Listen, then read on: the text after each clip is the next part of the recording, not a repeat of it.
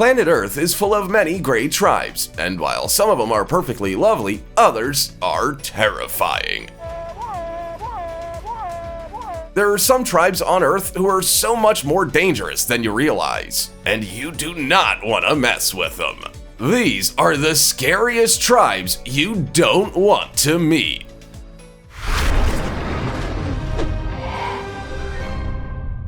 Number 15. DSLALA Tribe.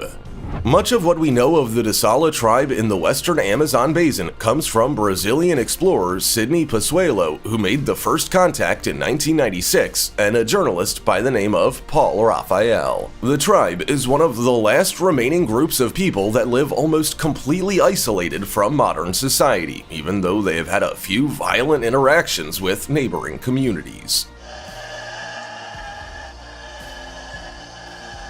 The main DSLALA tribe consists of about 150 members, while an offshoot has around 24 members. The groups split after some members wanted to have contact with neighboring settlements, while the majority didn't. All tribe members hunt and fight with clubs and sometimes use poison darts, but have no modern weapons. They also work up to 5 hours a day and live in communal huts called malokas. They don't have religious practices, but some sources say they have been known to practice infanticide. Both men and women also paint themselves with red dye from the ruku plant. Like most tribes that reject our modern way of life, they manage to get by just fine. They eat food like corn, fish, birds, wild pigs, and fruit, and they have a basic understanding of agriculture. However, the leading cause of death in their tribe is malaria. Like this video, smash the subscribe button and click the notification bell right now, or this centipede will crawl on your face when you're sleeping. Number 14. The BATAK. The BATAK make up one of the approximately 140 indigenous groups in the Philippines and are located in northeastern Palawan, a large island in the southwest. For as long as anyone has ever known, the BATAK have lived in river valleys along the coastlines of Puerto Princesa City. Census data shows that there are about 450 BATAK remaining, and they are petite with dark skin and curly afro-textured hair. No one knows for sure whether they are related to another tribe called Ada, or whether they come from groups in Indonesia or the Andaman Islands. They live a hunting and gathering lifestyle, grow plants from seed, and adopt a slash and burn farming style. They also trade forest and natural goods with maritime people of the Sulu region for manufactured goods. Unlike some other tribes, the BATAK aren't closed off to other people. BATAK men often do jobs for others, like harvesting and clearing weeds, and they also earn money through local tourism. They used to be nomadic, but it seems they've gotten into the groove of things by settling into small villages, producing goods, and selling their wares. Number 13. SURI Tribe. In Ethiopia and parts of South Sudan, you'll find the SURI people. There are around 34,000 living in the southwest of Ethiopia and 3 groups of them in total: Termaga, Chai, and Baili. Just like many other cultures, the SURI tribe has a traditional belief system with a sky deity called Tumu. One person in the tribe, the Komoru, acts as a mediator between the SURI people and the sky god. The SURI tribe members in Ethiopia tend to live in remote, semi-arid plains, foothills, and valleys, but that doesn't mean they're entirely isolated from other people. They actually have rivalries with neighboring groups from Sudan that raid Ethiopian territory. These rivalries have become quite serious, with the use of automatic firearms creating bloody battles. Most of the weapons have come from parties in the Sudanese Civil War. The SURI tribe is also quite culturally proud, and they have a number of practices that aren't commonplace in our modern world. For example, women beautify themselves for marriage by removing their bottom teeth, piercing their bottom lips, and inserting a clay lip plate. However, the more exposed they become to other cultures, the less common this practice is. Number 12. North Sentinelese. Perhaps one of the scariest tribes out of all tribes to shun our way of life is the Aboriginals of Andaman and Nicobar on North Sentinel Island. The Sentinelese people are pre-Neolithic and have been living on the island for about 55,000 years with no contact with the outside world.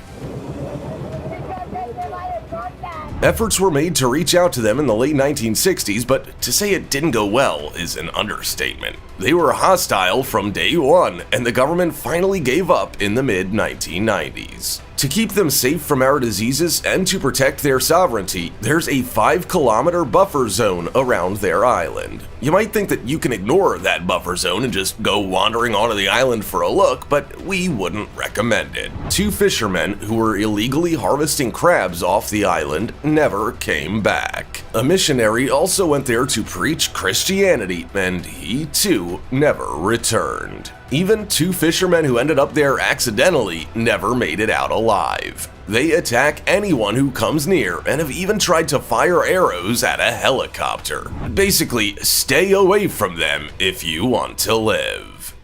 Number 11. CUJAREño people.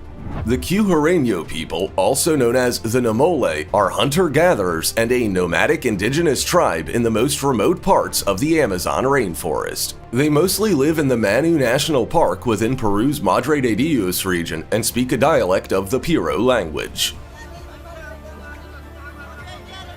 Their numbers are estimated to be between 100 and 250, which is up from the 1970s estimate of about 20 to 100. Typically, they actively avoid contact with non-native people, and we can't blame them for that. In the 1890s, Peruvian robber baron Carlos Fitzcarrald arranged for his army to slaughter most of the tribe in the upper Manu River area. Survivors made their way to remote forest areas, and they've basically stayed there ever since. There have been plenty of sightings of them in recent years, though. There are camps on the Las Piedras riverbanks, which they use during the dry season for fishing. During the wet season, they remain in the rainforest. Even though they mostly don't make contact with non-native people, some actually have. The BBC reported in 2013 that some had been asking villagers for food. The Peruvian government actually banned contact with them to keep them safe from our modern diseases. Number 10. AKUNTSU tribe. The AKUNTSU tribe is one you may have never heard anything about. Unfortunately, it's one that's almost set to die out, with just around 4 people left in the tribe. They come from Rondônia in Brazil and speak a unique AKUNTSU language. While their numbers may have thrived at one point, that all changed in the 1980s. Brazilian cattle ranchers perpetrated a massacre, almost completely wiping them out. It's believed that they launched the attack because if contact was made through official channels, their forest would be made into an indigenous reserve and closed to loggers and cattle ranchers. Those who remain after the attack live a simple life. They are hunter-gatherers, but also supplement their diet with some agriculture. Official contact was made with them in the late 1990s when it was discovered that they had just 7 members left at the time: 2 men, 3 women, and 2 young girls. In 2000, a tree fell on one of their homes, killing the youngest girl. The oldest member then died, followed by the shaman of the group, who died in his sleep. These events brought the number down to 4. Number 9. The MURSI. The MURSI, who refer to themselves as Moon, is a Semitic group in Ethiopia. They live close to South Sudan's border and consist of 11,500 members who speak the MURSI language as their mother tongue. Like many other East African agro-pastoralists, they have religious and spiritual practices. They believe in Tumwi, which is something that manifests in the sky as a rainbow, bird, or something else. They also have a Komoru that acts as a link between their god and the tribe. The role of the Komoru is to protect them, their cattle, and their crops. Their life cycles are certainly much different from ours as well. The MURSI are some of the last groups in Africa that still wear lip plates. These are wooden discs, pottery, or plates in their lower lips. When girls turn around 15 or 16, they typically have their lips pierced. Their plates are also used to earn extra money by attracting tourists.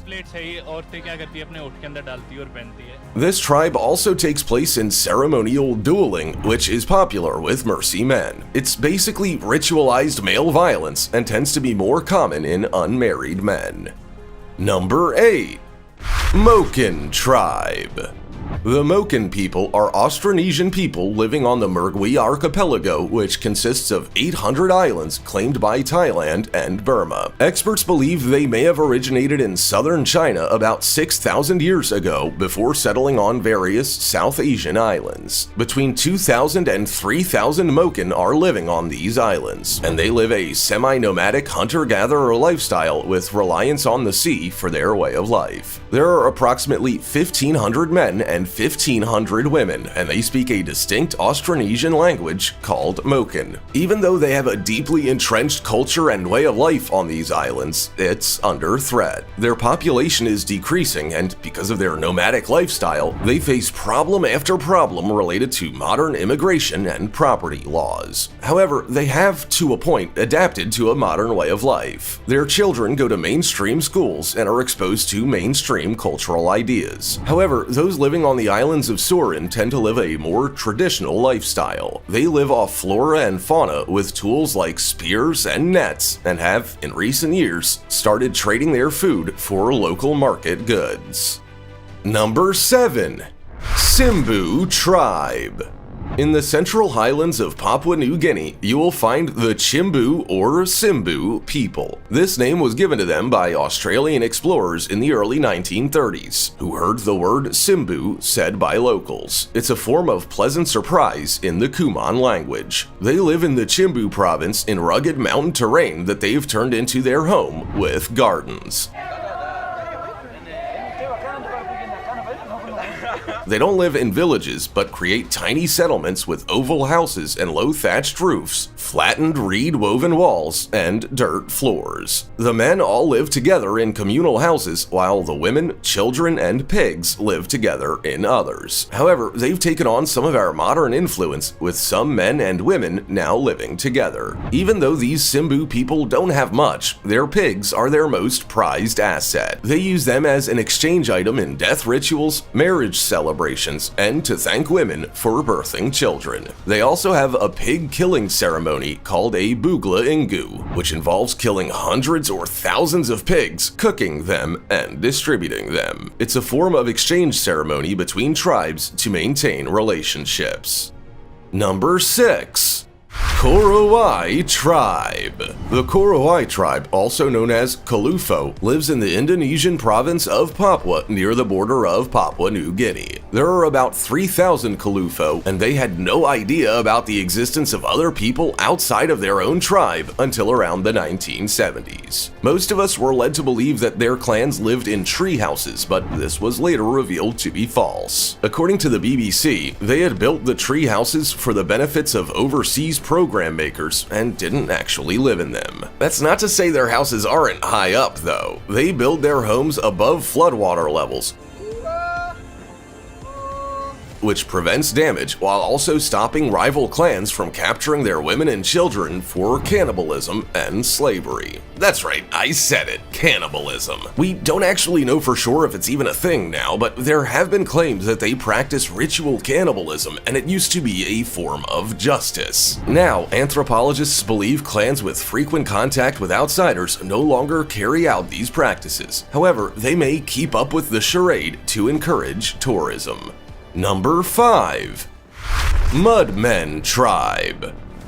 The Asaro tribe, also referred to as the MUDMEN of Papua New Guinea, are a tribe of small numbers that wear traditional costumes, including masks made of mud. They live in a village called Goroka, which is positioned in the Eastern Highlands province of Papua New Guinea. So why do they wear masks? Well, your guess is as good as mine. There are so many theories out there, and it's possible that even they no longer know the real reason. In one version of events, an enemy tribe defeated them and forced them to flee to the Asaro River. Here, they met a man who gave them eyes to kill, whatever that means. They waited until dusk when they believed the one who was given the eyes to kill was captured. The enemy saw him rising from the muddy banks, covered in mud, and thought he was a spirit. Given that most tribes in Papua New Guinea are scared of ghosts, their enemies fled in fear. They returned to the village, not realizing that their enemies were still there. However, their enemies were so terrified that they ran back to their village and held a ceremony to ward off the spirits. Legend has it that they couldn't cover their faces with mud from the Asaro River as it was poisonous, so they made masks from pebbles. Number 4. CHUKCHI people. The CHUKCHI people are an incredibly interesting group of people. They are also referred to as Lower Wetland and live in the northeasternmost parts of Siberia in Russia. In the late 20th century, there were about 14,000 of them divided into two chief groups, Reindeer CHUKCHI and Maritime CHUKCHI. Both speak the Lower Wetland language, but both thrive in different parts of Siberia. The Reindeer CHUKCHI live off domesticated deer herds. They use them for transport, milk, meat, and pelts. However, Maritime CHUKCHI live off the sea, hunting sea mammals and fishing. Their ways of life differ based on their environment as well. Maritime CHUKCHI have fixed villages, while Reindeer CHUKCHI live in tents and move with seasonal pasture changes. They also travel on sleds pulled by reindeer or dogs, while Maritime CHUKCHI get around on boats with wooden frames and covers made of animal skins. Even though their lives are quite different, their religious beliefs are mostly similar. They believe that invisible spirits are all around us. They also conduct shamanist ceremonies for healing and divination and hold festivals with sacrifices. Number 3. The Night Marchers. The Night Marchers are definitely a scary tribe you don't want to meet, mainly because most people don't want to come face to face with a group of ghosts in the middle of the night. The Night Marchers form part of Hawaiian mythology, and they are supposedly the deadly ghosts of ancient Hawaiian warriors. On nights when the Hawaiian gods are honored, or nights of Kanaloa, they apparently come out of their burial sites, rise up from the ocean, and march in a group to ancient Hawaiian battle sites and sacred places. They are described as average-sized people dressed for battle, beating war drums, blowing on conch shells, and carrying clubs and spears. The myth also states that they don't touch the ground or water and are instead suspended above the ground. They leave no evidence that they were ever there in the first place. The march begins in darkness and carries on from sunset to just before sunrise. However, they might appear during the day if they're escorting a dying family member to the spirit world. The myth also states that if any mortal looks upon them in defiance, they will die a violent death. Number 2. AGHORI Tribe. The AGHORI group of people from Uttar Pradesh in India follow a unique way of life. There are about 70 known members, and they engage in post-mortem rituals that are certainly different from our own. While we hold simple funerals, the AGHORI people smear cremation ashes on their bodies and use human bones for making skull cups and jewelry. They believe many of their practices have healing powers, and they accept death as a natural part of the human experience. They also believe in healing through purification by transferring health to patients in a transformative healing process and drawing pollution away from them. This is because they believe in the superior state of body and mind of the AGHORI people. As natural as death is, many outsiders and tourists view AGHORI people with suspicion. Some say their lifestyles are damaging to Indian youth and that they live like animals, uncivilized, and in contrast to modern Hindu society. But their aim in life isn't to please others. They may be prevalent throughout India, Nepal, and parts of Southeast Asia, but they are quite a secret sect and have no desire for notoriety and social recognition. Number 1. The Cargo Cult. Perhaps one of the strangest cults in existence today is the Cargo Cult. Cargo Cult refers to primitive societies that see goods and cargo from first world countries as spiritual gifts. The island of Tana in Vanuatu is a prime example of this cult. During World War II, American GIs worked at a military base on Ifate, a nearby island. The locals were eager to disconnect from European colonization and were empowered when they saw black American soldiers presiding over cargo. From examples like this, religions were formed. One of the most well-known ones today is the John Frum movement. Members of this cult worship an American serviceman called John Frum. He had identified himself as John from America, and now celebrations are held every February 15th with the day called John Frum Day. A ceremony takes place with men painting the words USA on their chests, raising the American flag, and performing military drills mixed with dances.